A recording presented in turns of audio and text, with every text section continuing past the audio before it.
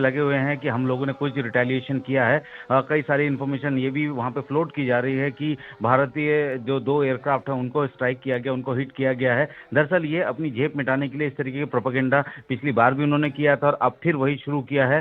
असली सूरत जो है वो महज 10 बजे का वक्त है, उस वक्त तक सारी जानकारी मिलेगी। लेकिन इतना जरूर जानकारी मिली है कि जो जी। बड़े जो है अभी तक जो सीजफायर वायलेशन छोटे छोटे हथियारों से किया जा रहा था, अब जानकारी ये है कि एलओसी पे पाकिस्तान के बड़ी आर्टिलरी गन्स तक फायर हो रही हैं। वहां से वो ताबड़तोड़ फायरिंग कर रहे हैं। भारतीय सेना भी लगातार उसका उसी तरीके से जवाब भी दे रहा है। पिछले 11 दिन से लगातार पाकिस्तान जो है वो छोटे हथियारों का इस्तेमाल करके सीजफायर वायलेशन कर रहा था। लेकिन अब जो जानकारी मिली है कि पाकिस्तान की तरफ से जो बड़ी तोपें हैं जो कि पिछले 4 साल से जो है नहीं यूज की जा रही थी, अब वो भारतीय इलाकों में या एलओसी की तरफ से, एलओसी के पार से जो है उनका इस्तेमाल कर रही है, जो भी फिलहाल हमें जानकारी मिली है। और अभी भी फायरिंग जारी है। संदीप लगातार हमारे साथ बने रहिएगा। ये देखिए सियालकोट और लाहौर का एयरपोर्ट बंद कर दिया गया है। अगले 48 घंटे के लिए एयरपोर्ट बंद होने की खबर हमें जानकारी मिल रही है। हमले के बाद पाक के पंजाब में इमरजेंसी घोषित कर दी गई है और इसी पंजाब प्रांत को लेकर अभी कुछ देर पहले एक के बाद एक ट्वीट आपने भी देखे होंगे। फिलहाल आपको ये बता दें कि हमले के बाद पाक के पंजाब में इमरजेंसी घोषित कर दी गई है। सियालकोट और लाहौर का एयरपोर्ट बंद कर दिया गया है और दूसरी तरफ पाकिस्तान के प्रधानमंत्री ने नेशनल सिक्योरिटी कमेटी की 10 बजे पाकिस्तान के वक्त अनुसार एक बैठक बुलाई है। मतलब सुबह 10 बजे बैठक होगी। यहां पर अटैक हो गया है, बकायदा 9 ठिकानों पर, आतंकी ठिकानों पर यह अटैक किया गया है हिंदुस्तान की सेना की तरफ से। इस वक्त वहां पाकिस्तान में देखिए इंतजार हो रहा है कि कब सूरज उगेगा और कब जाकर हम मीटिंगें करना शुरू करेंगे। बहरहाल एक और जानकारी आपको दे देते हैं हम कि यहां पर मिसाइल से जो अटैक किया गया है वो हवा से जमीन पर मार करने वाली मिसाइल थी। ये अलग अलग जो टाइमलाइन था, देखिए 11 दिन बाद सर्जिकल स्ट्राइक हुई थी। याद कीजिए साल 2016, तारीख 18 सितंबर थी और जम्मू कश्मीर के उरी सेक्टर के पास आर्मी हेडक्वार्टर पर सेना के जवान सो रहे थे और आतंकवादियों ने अटैक किया था।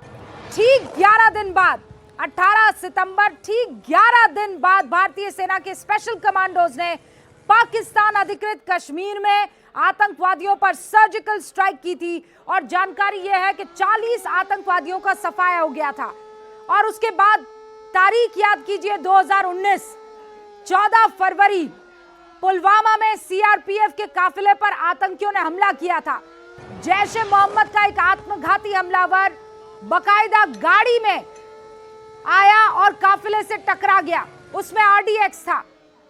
14 तारीख और उसके बाद 12 दिन बाद अटैक किया गया। इंडियन एयरफोर्स के फाइटर जेट बालाकोट में पहुंचे और एयर स्ट्राइक हुई। आतंक के लॉन्च पैड को एक के बाद एक नेस्त नाबूद किया। 200 से ज्यादा आतंकवादियों का सफाया हो गया और अब 14 दिन बाद ऑपरेशन सिंदूर, 22 अप्रैल को पहलगाम में आतंकी हमला हुआ।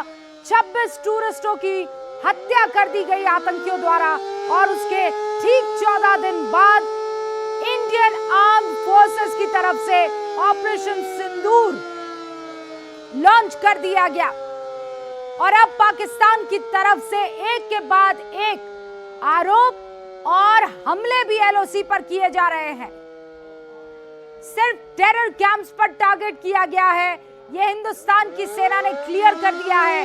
ऑपरेशन सिंदूर पर भारत ने ये साफ कर दिया है कि हमने सिविलियंस को टारगेट नहीं किया है, हमने सिर्फ उन इलाकों को जद में लिया जो इलाके आतंकियों को पाल रहे थे, पोस रहे थे, उनको ट्रेन कर रहे थे, उनकी बकायदा प्लानिंग हो रही थी और उन्हीं को हमने नेस्त नाबूद किया है।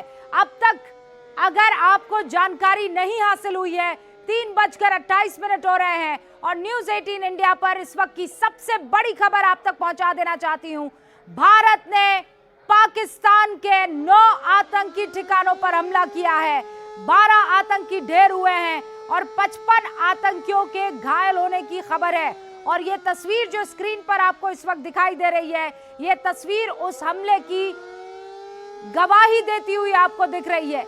12 आतंकी ढेर, 55 आतंकी घायल हो गए हैं। भवानी हमारे साथ जुड़े हुए हैं। भवानी, और क्या इनपुट आपके पास आ रहे हैं, क्योंकि हिंदुस्तान आज सुबह तैयारी करेगा अपने सिविल डिफेंस मॉक ड्रिल की, और इस बीच ये बड़ी खबर आती है। देखिए रूबिका, एक तो पाकिस्तान जिस तरीके से उस गिदड़ भभकी उसके बाद में दे रहा है, जो टेरर कैंप को टारगेट किया उसके बाद में, उसको देखते हुए तमाम तरीके की तैयारी है। तो वेस्टर्न बॉर्डर है, 1030 किलोमीटर लंबी सीमा है जो राजस्थान की सीमा है। जी भवानी, आपकी आवाज नहीं। वहाँ पर पूरी तरह से अलर्ट है। और देखिए कि राजस्थान जो बॉर्डर है सबसे बड़ी सीमा है। आपके ऑडियो में कुछ प्रॉब्लम आ रही है, मैं दोबारा आपके संपर्क में आती हूं। हमारे साथ यहाँ पर अमित पांडे भी जुड़े हुए हैं। अमित, क्या जानकारी मिल रही है? विदेश मंत्रालय की तरफ से कहा जा रहा है कि सुबह 10 बजे एक प्रेस कॉन्फ्रेंस रखी गई है जहां पर सारी डिटेल दी जाएगी।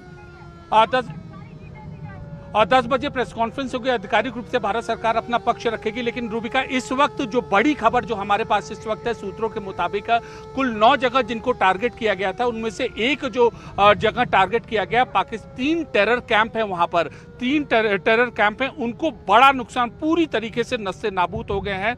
यह लीपा वैली के आसपास है और इनका नाम है हटिया, गडचौरी और मंडाकुली कैंप। यह 3 कैंप लश्कर के 3 में से एक, जो 9 में से एक लोकेशन है, वह पूरी तरीके से तबाह हो गए हैं। ये 3 स्पेसिफिक लोकेशन है जिनको बड़ा नुकसान पहुंचा है। इसी तरीके से करीब 25 से 30 आतंकी कैंप के लोकेशन है जिनको जो नस्से नाबूद हो गए। देखिए, पहली, दूसरी और तीसरी एयर स्ट्राइक में सबसे बड़ा अंतर यह है रूबिका कि आज की जो एयर स्ट्राइक है, आज का जो भारत का प्रहार है, पूरी तरीके से नस्ते नाबूद हो गए हैं। और यहाँ पर जितने भी आतंकी कैंप हैं, करीब ऐसी उम्मीद की जा रही है 15 से 20 आतंकी कैंप हैं जो पूरी तरीके से तबाह हो गए हैं। थोड़ा मोड़ा डैमेज नहीं हुआ है, ज्यादा डैमेज नहीं हुआ है, बल्कि यह तबाह हो गए हैं। पहली चीज। दूसरी चीज, जो लश्कर मुख्यतः जो लश्कर जहां जिस लॉन्चिंग पर हिंदुस्तान की आर्मी ने फ्लॉलेसली ऑपरेशन सिंदूर को अंजाम दिया है,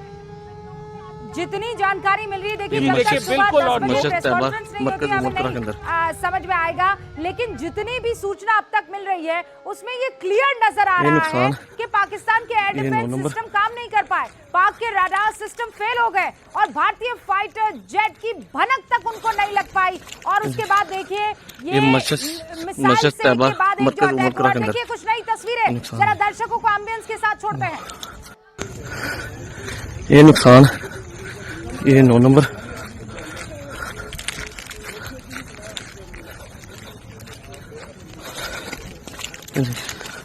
ये मस्जिद तैयबा मरकज उमरकरा के अंदर ये नुकसान है।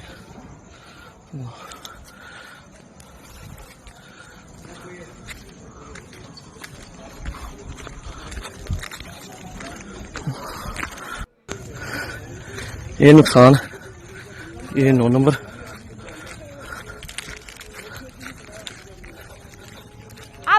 जो शख्स वीडियो बना रहा है वो ये कह रहा है ये नुकसान देखिए, ये नुकसान देखिए, फिर उसके बाद एक डिजिट बोलता है ये 9 नंबर, और उसके बाद एक मस्जिद का नाम लेता है और कहता है देखिए इसको बर्बाद कर दिया, इसको तोड़ दिया। एक बार फिर से आपके सामने एम्बियंस हम छोड़ते हैं।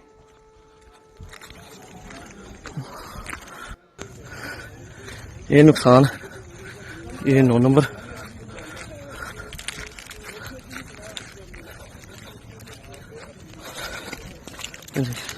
और इस वक्त आपको बता दें न्यूज 18 के तमाम रिपोर्टर्स हमारे साथ इस बड़ी खबर पर, न्यूज 18 इंडिया के रिपोर्टर्स इस वक्त आपको स्क्रीन पर दिखाई दे रहे हैं। अमित पांडे इस वक्त गाड़ी में मौजूद है क्योंकि वो बिल्कुल बॉर्डर से लगते हुए इलाके में जा रहे हैं। भवानी सिंह हमारे साथ हर इनपुट साझा करने के लिए जुड़ चुके हैं और श्रीनगर से हमारे साथ सपना शुक्ला जुड़ चुकी है। आप सबसे पहले हम रुख करेंगे अमित का, क्योंकि अमित हमें जानकारी देंगे। अमित दिल्ली में नहीं है, अमित जो है वो बाकायदा मूव कर रहे हैं। अमित कहाँ है, जरा दर्शकों को एक बार बता दीजिए आप। देखिए, इस वक्त न्यूज 18 इंडिया की टीम ट्रैवल कर रही है लाइन ऑफ कंट्रोल के पास, कुपवाड़ा के पास, और वहीं पर सूत्रों के मुताबिक सबसे ज्यादा एयर स्ट्राइक हुई है रूबिका। और हम पिछले 12-13 दिनों से कुपवाड़ा इलाकों के आसपास ही यहाँ पर थे। पाकिस्तान जिस तरीके से नापाक हरकत चाल चल रहा था, उसी जगह हम मूव कर रहे हैं लाइन ऑफ कंट्रोल के पास, कुपवाड़ा के पास, जहाँ पर माचिल, केरन, तंगधार सेक्टर पड़ते हैं। और इसके अलावा रास्ते में हमारे दिल्ली में नहीं है, वो कुपवाड़ा की तरफ मूव कर रहे हैं। अमित लगातार श्रीनगर में मौजूद है।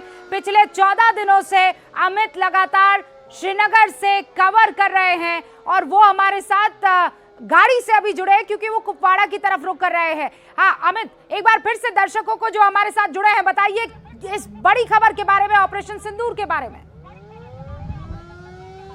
ऑपरेशन सिंदूर आज लॉन्च हुआ है और करीब 1:30 से 2 बजे के बीच में लॉन्च हुआ है। भारतीय सेना की, वायुसेना की एयर स्ट्राइक ने लॉन्च किया है और सबसे बड़ी चीज इस ऑपरेशन की ये है कि जितने भी 9 जगह टारगेट किया है आतंकी कैंप हैं और वह पूरी तरीके से तबाह हो गए हैं। ये एक बड़ी खबर है। जो फैक्ट्री थी, फैक्ट्री का पूरी जड़ ही खत्म हो गई है और स्पेसिफिक इनपुट के आधार पर जो भारतीय सेना, इंटेलिजेंस